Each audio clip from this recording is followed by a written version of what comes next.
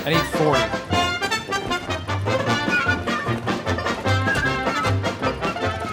It's scandalous to use impeachment to establish a counterfeit moral equivalence between President Biden, an honorable public servant who has never been indicted or convicted of anything in his career of more than 50 years in public life, and Donald Trump, a twice impeached president who's recently been found in court to have sexually abused and defamed a woman and fraudulently inflated the value of his real estate properties while facing 91 criminal charges in 4 separate indictments on everything from conspiring to overthrow an election and defraud the American people to making criminal hush money payoffs to stealing classified government documents and hiding them while obstructing justice.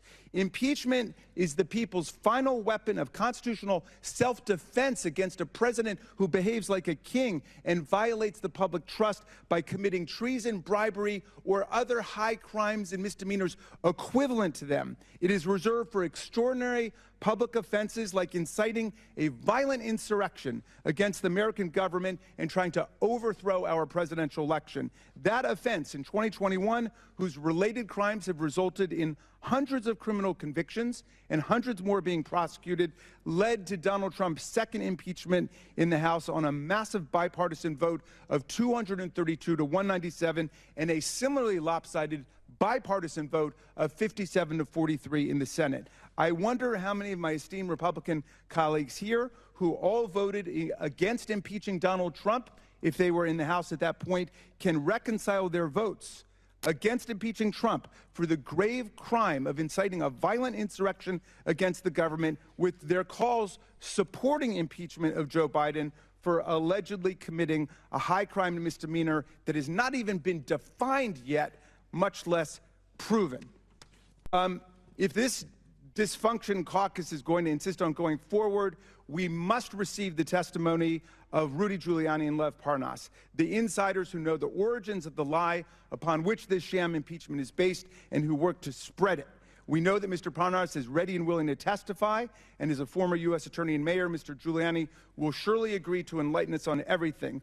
Pursuant to Clause 2K6 of Rule 11, I move that the committee subpoena Rudy Giuliani and Lev Parnas to come and testify in these hearings. And I would like to ask for a vote on that or debate, as you would please, Mr. Chairman. You made a motion to subpoena. Are they going to table it? I didn't hear a motion to table.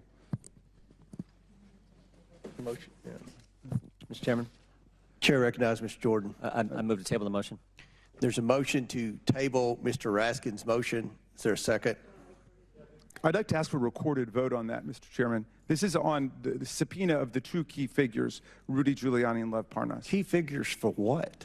But in your theory about why President Biden should be impeached, I think this is going to be an informative hearing for you, Mr. Raskins, because we were going to present evidence. What evidence? There's no evidence witnesses. Well, just, there are no fact just witnesses. sit back and let the American people see the hearing and let the American people decide. All right. Now, look, you've gone over your time. We're going to have a We're going to go by the rules here. Okay. Okay? Motion and I'm glad you brought the box of bank statements. If we had a box of all the foreign money the Bidens took, it would have reached to the ceiling. Yeah. So let's just have point of parliamentary inquiry. No, listen. Everybody's going to get 5 minutes. I'm going to present the witnesses. Everyone's going to get a chance. 5 minutes. I'll let the ranking member go way over time in his opening statement, but we are going to abide by the 5 minutes. There's a motion to table on the floor. There's a motion on the floor. Roll call. There's a non-debatable motion on the floor. In fact, I do not believe that the current evidence would support articles of impeachment. You mentioned in your oral testimony that you had written a commentary entitled, "You'd Go to Prison for What Biden Did." That was, you'd go to prison for what Hunter Biden did. Isn't that? That's exactly right. I was cutting down words to stay within my 5 but minutes. you realize, yeah. That's an important word, though, that you left out, though, It right? is. I regretted it So the immediately. article. So When I walked into this hearing room, my first question was, where's Rudy? Where's Rudy? Where's Rudy Giuliani? You know, this is supposed to be an inquiry. Now, let me turn to another topic here. Ms. O'Connor, here I have a poster of an entry from your professional LinkedIn account. There's your picture, and it says, Law Office of Eileen J. O'Connor. We printed here what you posted roughly 1 week ago. It says, quote, the Biden administration is promoting and enabling the invasion. That's what your post says, right? Yes, it does. And it further goes on to say, if this doesn't stop quickly, then the entire USA will be invaded with millions of military-aged men from many different countries who are ready to cause total havoc while getting paid $2,200 a month in welfare to do so. Did I write that? You reposted it, and it says it is an engineered death spiral. Now, let me show you another posting that you put up on your professional LinkedIn account. May I respond? If there is an You can impeachment respond inquiry, when I I'm think done. it should When I'm be done with my question, for the deliberate demolition of can the you United please put States this of up? America. Ma'am, this is another posting from your professional LinkedIn account. This says, announcing Michigan telethon to raise funds for 16 alternate electors who crooked Dana Nessel wants to jail. Now, ma'am, that's your professional LinkedIn account, right? It is. Thank you, Mr. Chairman. I reclaim my time and I ask the question, where in the world is Rudy Giuliani? That's how we got here, ladies and gentlemen. And this committee is afraid to bring him before us and put him on the record. Shame. And the question was raised, what does this have to do with it? It has everything to do with it. I want to emphasize why that's important. Earlier today, one of our colleagues, a gentleman from Florida, presented up on this screen something that appeared to be a screenshot of a text message containing or insinuating an explosive allegation. That screenshot of what appeared to be a text message was a fabricated image. It was a fabricated image. I don't know where it came from. I don't know if it was the staff of the committee, but it was not the actual direct screenshot from that phone. And in fact, I would like to submit to the committee the actual full context from the Ziegler Affidavit number 1, Exhibit 402, of the full text of that exchange. Do I have permission from the chair? Importantly, what was brought out from that fabricated image excluded critical context that changed the underlying meaning and allegation that was presented up on that screen by this committee and by members of this committee. Now, they are well within their right to do that because they are covered by the speech and debate clause. This was not submitted by a material or fact witness under oath. That was not submitted by a material or fact witness under oath. This is an embarrassment to the time and people of this country.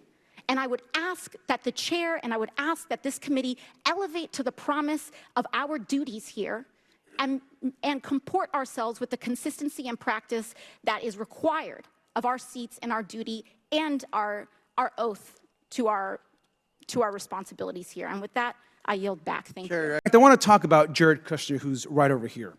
We know that Jared Kushner, who's Donald Trump's son-in-law, was given enormous power in the White House. When Jared joined the White House, he was so unfit and unqualified and with so many conflicts of interest, he couldn't even get a security clearance. His father-in-law, Donald Trump, had to intervene, overriding national security officials. We also know that just months after Jared left the White House, the Saudi royal family gave him $2 billion, with a B, into the Kushner hedge fund. And right now, Jared is pocketing an additional $25 million a year in fees. This is a man who was put at the head of Middle East policy in the White House. We know he personally intervened to give the Saudis a $110 billion arms deal that was opposed by folks all across the government. He supported the Saudis with their brutal war in Yemen, even after they murdered Jamal Khashoggi, a journalist, of course, who was an American resident. The Saudi crown prince bragged to other heads of state that Kushner, and I quote, was in his pocket. Even Trump's first Secretary of State complained that this is inappropriate. Now, Jared delivered for the Saudis over and over again, and he was rewarded. Even advisors to the Crown Prince advised against the $2 billion hedge fund investment, yet he went forward anyways. So we know that Jared Kushner, a senior White House aide and Donald Trump's son-in-law, was doing favors for a foreign government. Now, this is actually an enormous family scandal that this committee should be investigating. And I think Chris Christie put it well when he said that the grift from this family, the Trump crime family, in my opinion, is breathtaking.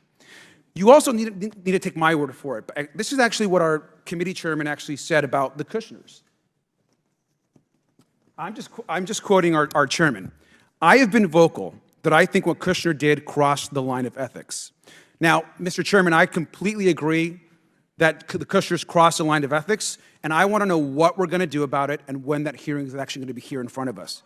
See, if we're not too busy, maybe next week during the Republican MAGA shutdown, we can actually have a hearing with Jared Kushner, which is clearly in a very corrupt arms deal here, a deal around his investment firm. And we have one witness who has a lot of questions, Ms. O'Connor. Dubinsky, one witness who knows something about accounting but has no real involvement in what's going on. And Mr. Turley stopping here on his way to his next Fox News hit. This is not a serious inquiry. But then just 12 days later, 12 precious days later, something happens. I'm not sure what, but something happens because then the Speaker of the House, Kevin McCarthy, comes out and says, yes, we will do an impeachment inquiry. So what happened between these 12 days? It's very simple. 3 threats from members of his own caucus at the direction of former President Donald Trump changed his mind. Number one, the threat to force a vote on impeachment, which would lose on the House floor and be another embarrassment in the long list of embarrassments this Congress for the Speaker of the House. Number two, they would threat to shut down the government, something that will happen in just 2 days. And number three, and this is the one that really got to him, they said, you about to lose your job. And they said, we will remove you as Speaker from the House. And that scared him so much that Kevin McCarthy, the Speaker of the House of the United States of Representatives, third in line of the presidency, completely caved due to the threats of people within his own caucus. This fake impeachment is based on desperate political calculation, not any evidence. Gerhardt, just to be clear, as my colleagues have even tried to provide evidence, which they're not the ones to provide evidence, have you ever heard them say if, since we've been sitting here for I don't know how long? Yes, I've been taking a tally. Oh, okay. Can you show us? Can you tell us what the tally is? More than 35 times, the Republican witnesses and Republican members of the committee have used the word if. Thank you so much for that. Because honestly, if they would continue to say if or Hunter and we were playing a drinking game, I would be drunk by now. Because I promise you, they have not talked about the subject of this, which would be the president. While allowing Hunter Biden to exploit women. This is a shame. But let's talk about... Chairman, there's a parliamentary challenge before us. The point Mr. of order. Chairman, point of order. Who's the point? And we'll stop the clock for you, Ms. Green. Mr. Chairman, our colleague from Georgia has introduced before pornographic exhibits and displayed things that are really not suitable for children who might be watching. Seconds to Mr. Moskowitz. It's your lucky day. You get 5 minutes and 20 seconds. Thank you, Mr. Chairman. I think it's your lucky day. What a day we are having here, isn't it? Right? I mean, listen, as a former director of emergency management, I know a disaster when I see one. I mean, by the way, you don't believe me, just ask Steve Bannon. Steve Bannon, your guy, just went on and said, you know, perhaps... Whose guy is Steve Bannon? Yeah, well, you know who Steve Bannon is. We have to have a standard of how serious this is, and I haven't been able to follow the entire thing. But when one of the professors there, it gives the opening dialogue, and he's got some nice things he's laying out, and he's impeachable. And then Raskin, right on his cross, gets, and I think I heard this correctly. Well, have you seen any impeachable offenses? No. Is this worse than Trump on January 6th? No. That's maybe not a witness I call initially to lay out the case. Maybe my staff should have gone through and asked questions like that in making sure in the traditional preparation of the witnesses. But look, let's go back at some of the previous comments that my colleagues have given. So the chairman, and I have a slide, the chairman goes on Hannity, right? You guys all know Sean. You appear with him on Fox News all the time, right? And Hannity asks a softball question, right? This is a total softball. Do you believe that this is now officially the Joe Biden bribery allegation, and do you believe you will be able to prove it? The chairman should have just said yes, but nope, he says hope so, because he doesn't have any evidence, couldn't say yes, right? Next slide, please. Then we have Senator Grassley. Grassley says what we all know out loud. We aren't interested in whether or not the accusations against Vice President Biden are accurate. Chuck, we know. We know you're not interested in the truth. Next slide, please. And then Donald Trump, you know, he's giving it all away. We know he doesn't. He likes to show his cards. He says, I think had they not done it to me, perhaps you wouldn't have it being done to them. And this is going to happen with indictments, too. So, you know, Donald Trump, the tough guy, right? What is he saying? He's teaching the lesson we all teach our kids, right? If they do it to you, go do it back. Put another way, I want to channel my inner Tim Russert. So let me go to the board, right? And I don't have Florida. But Donald Trump, impeachments. Oh, how many impeachments? We got 2 there. How many indictments? We got 4. How many for Biden? 0. Donald Trump is right. He's sick of winning. He's just winning, running away with it. And that's why we're here. We're here because of math. That's what this is about. They can't save Donald Trump. They can't take away the 2 impeachments and the 4 indictments. But they can try to put some numbers on the board for Joe Biden. But the problem is when you sling mud, you got to have mud. And they just don't have anything, Mr. Chairman. So look, we get it. We know why we're here. That's why they say the Biden family, the Bidens, James Biden, Joe Biden's dog, Commander, but not Joe Biden. Never Joe Biden. So when are you going to have the vote on impeachment, Mr. Chairman? What are you scared of? Call the vote. Come on. If you all think there's so much evidence, we're here. Call the vote on impeachment. Impeach him right now. I dare you. Gentleman, time. Do you know who made this statement, and if so, who? I don't. I've made an objection along those lines. Look, let me my time. This quote is a statement from now Speaker Kevin McCarthy. Mr. Dubinsky, do you know the date of the House floor vote on this impeachment inquiry? No, I don't think there was a House floor vote. Ms. O'Connor, do you remember any House vote? I have not been following that. Professor Turley, was there a House vote on this impeachment inquiry? And not that I know of. So this House vote didn't happen. There has not been a House vote to move forward with this impeachment inquiry. So we haven't followed what the Speaker himself, Mr. McCarthy, has said is the process that we should be following so that an impeachment inquiry would have merit or legitimacy, which is something that I think all Americans on both sides of the aisle should expect investigations or inquiries like this to have. I think Americans should be able to expect that the things we do in this body have merit or legitimacy. Today, by having this hearing, Republicans have changed their tune. I think I know why Speaker McCarthy is going back on his conviction. His members are demanding an impeachment, but their months and months of investigating our president have not revealed yet any evidence that he himself has committed crimes. But Speaker McCarthy wants to keep his job, so he is set on delivering an impeachment inquiry, whether or not there is any evidence, and even if, in his own words, that impeachment inquiry would be devoid of any merit or legitimacy. Mr. Dubinsky. All right. For the better part of 6 hours, I have been following these hearings, save an hour off to do my Fox Business show earlier today. I don't know what was achieved over these last 6+ hours. Welcome, everybody. I'm Neil Cavuto. I want to put in perspective here, though, and we are going to legally go through all the details, but James Comer, the Oversight Committee chairman, had said that there would be presented a mountain of evidence against Mr. Biden. It was referring to President Biden. But none of the expert witnesses today presented yet any proof for impeachment. Now, to be clear, this was not about impeachment. This was about launching an impeachment inquiry. But it is worth pointing out that none of the witnesses today were fact witnesses. That means that none were involved in the investigation into the alleged activities in the first place. What's more, none of the witnesses testified today of direct knowledge of what Republicans have been claiming about Joe Biden. In other words, that the way this was built up, where there's smoke, there would be fire.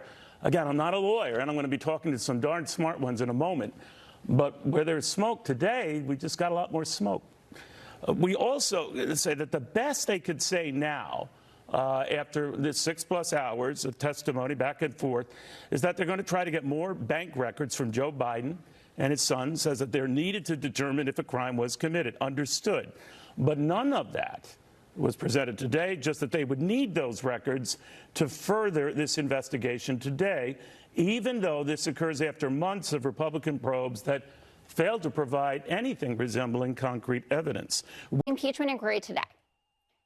First of all, James Comer and the Republicans were unprepared for this. There were a number of rules questions that Jamie Raskin and AOC were asking, procedural, which he didn't know how to deal with, which is just embarrassing if you're a chair of a committee. There were no fact witnesses, and there was no new evidence. And to set the table, there's a new NBC poll out that says that 56% of Americans are not interested in this. But you know what they are interested in? Keeping the government open. And that's why there were government shutdown clocks. If you are, and I understand, Judge, you say, you know, you don't shoot your wad or whatever analogy on the first day. But if you were to pick 3 witnesses to sit there, would you want 2/3 of them to shoot a hole in your argument? Jesse would have been a better witness for this than Jonathan Turley or Dubinsky. Turley said, I do not believe that the current evidence would support articles of impeachment. Dubinsky says more information needs to be gathered before I can make that assessment. But that's the whole point. Preemptively, I know what you're going to say. It's an inquiry. Point. That's different. But then, okay. First of all, you usually lead with your strongest argument. But secondly, they haven't asked for anything new. The whole point of this was, I have more subpoena power. I'm going to get more information. But they just presented the same old BS talking points. GOP aides freaking out, talking to reporters, saying things like, this is an unmitigated disaster. And picking witnesses that refute House Republicans' arguments for impeachment is mind-blowing. I remember none of this stuff would have